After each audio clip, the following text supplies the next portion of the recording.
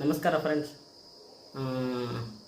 ರೈತರು ಸುಮಾರು ಜನ ಕಾಲ್ ಮಾಡಿ ಈ ಸೋಲಾರ್ ಪಂಪ್ ಸೆಟ್ಟಿಂದು ಅರ್ಜಿ ಹಾಕಬೇಕು, ಈ ಸಬ್ಸಿಡಿ ಸ್ಕೀಮ್ ಇದೆಯಾ ಅಂತ ಸುಮಾರು ವಿಷಯ ಕೇಳ್ತಾರೆ.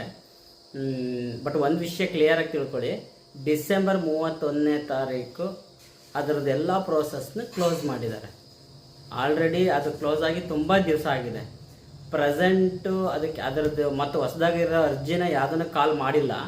ಆ ಥರ ಏನಾದರೂ ಕಾಲ್ ಮಾಡಿದರೆ ಡೆಫಿನೆಟಾಗಿ ನಾವು ಈಗ ಅದರಿಂದ ಆ ಥರ ಏನಾದರೂ ಮಾಹಿತಿ ಬಂದರೆ ನಾವು ನಮ್ಮ ಸ್ಟೇಟಸ್ಗೆ ಅಥವಾ ನಮಗೆ ಗೊತ್ತಿರೋ ಇನ್ಫಾರ್ಮೇಷನ್ ಗೊತ್ತಿರೋ ರೈತರಿಗೆಲ್ಲರಿಗೂ ತಿಳಿಸ್ತೀವಿ.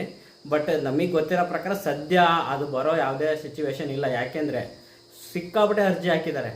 ಯಾಕಂದರೆ ಸೋಲಾರ್ ಬಗ್ಗೆ ತುಂಬ awareness ಮೂಡಿಸ್ಬೇಕಾಗಿತ್ತು.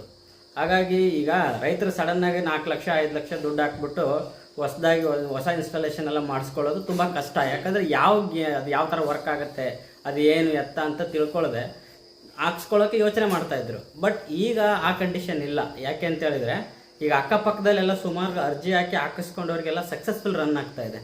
Solar water pump successful project.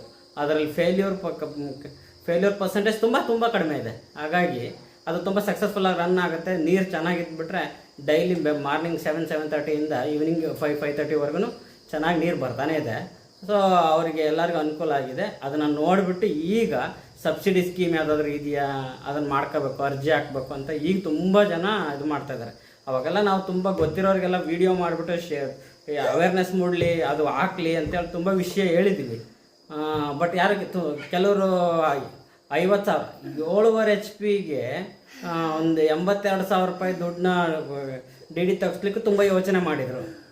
But ಈಗ ಅದು ಅದರ ಎಫೆಕ್ಟ್ ಹೆಂಗೆ ಅಂದರೆ ಈಗ ಹೊಸದು ಮಾಡಿಸ್ಲಿಕ್ಕೆ ಸಿಕ್ಕಾಪಟ್ಟೆ ಕಾಸ್ಟ್ ಜಾಸ್ತಿ ಆಗುತ್ತೆ. ಯಾಕಂದರೆ ಸ್ಟೇಟ್ ಸೆಂಟ್ರಲ್ ಎರಡರದ್ದು ಕಾಂಟ್ರಿಬ್ಯೂಷನ್ ಇತ್ತು. ಅದರಲ್ಲಿ ಸಬ್ಸಿಡಿ ಸ್ಕೀಮು ಚೆನ್ನಾಗಿತ್ತು.